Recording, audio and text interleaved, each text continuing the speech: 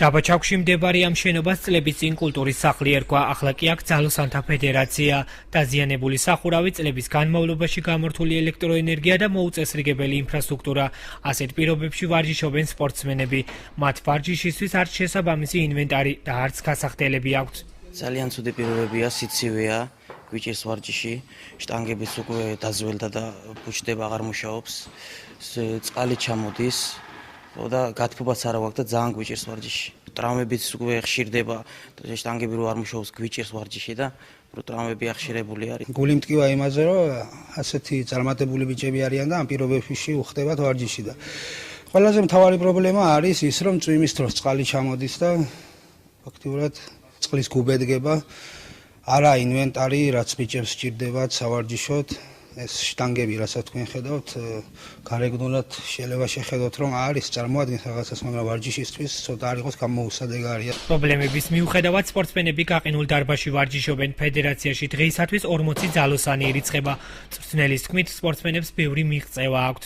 ჩვენს დარბაზში 40-მდე ბავშვი და მოზრდილები ყველა ვარჯიშობს. წარმატებები არის ბიჭები გვყავს საქართველოს ნაკრებში, ეროვნულ ნაკრებში, რომლებიც არიან ერთ-ერთი პირველი ნომრები ეროვნულ ნაკრების. მას შემდეგ, რაც ჩვენ აღნიშნული თემით დავინტერესდით, ძალოსანთა ფედერაციის მდივანი სპორტისა და ახალგაზრდობის დეპარტამენტში დაიბარეს.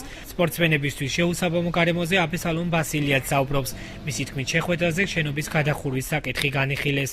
პრობლემების ვადაში მოგვარებაზე ჩვენ საუბარი არ ქონდა, ჯერ განხილვა. შემდეგ დავიბარებენ კიდე და ჩამოვიდეთ ალბათ 10-15 დღის შემდეგ.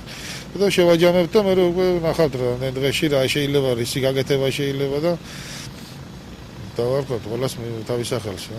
თავდაპირველად მაინც რა პრობლემას მოაგვარებენ? ჯერ სახურავი გვინდა, შუქი გვინდა მარტო. სპორტსმენების პრობლემებზე კომენტარის გაკეთება დღეს სპორტისა და ახალგაზრდობის დეპარტამენტის უფროსმა მერაბ ნაგერვაძემ არისურვა. უწყებაში აცხადებენ, რომ ამ ეტაპზე ფედერაციის პრობლემების შესწავლა მიმდინარეობს. თუმცა რა ვადებში მოგვარდება საკითხი, დეპარტამენტის მთავარი სპეციალისტი მინდია ქათამაძე ვერ აკონკრეტებს. რა თქმა უნდა, ამორტიზირებულია შენობა და მიმდინარეობს სამუშაოები, მუშა პროცესია, რადგან შევისწავლოთ აღნიშნული პრობლემები, შესწავლის პროცესში ამ ეტაპზე და ღმერთით მოგვარდება ახლა მომავალში. დაბაჩაქვში ყოფილი კულტურის შენობა დღემდე აჭარის ფინანსა და ეკონომიკის სამინისტროს ბალანსზე ირიცხება. სპორტის დეპარტამენტი შენობის გადმოცემაზე უწყებას წერილობით უახლოეს დღეებში მიმართავს.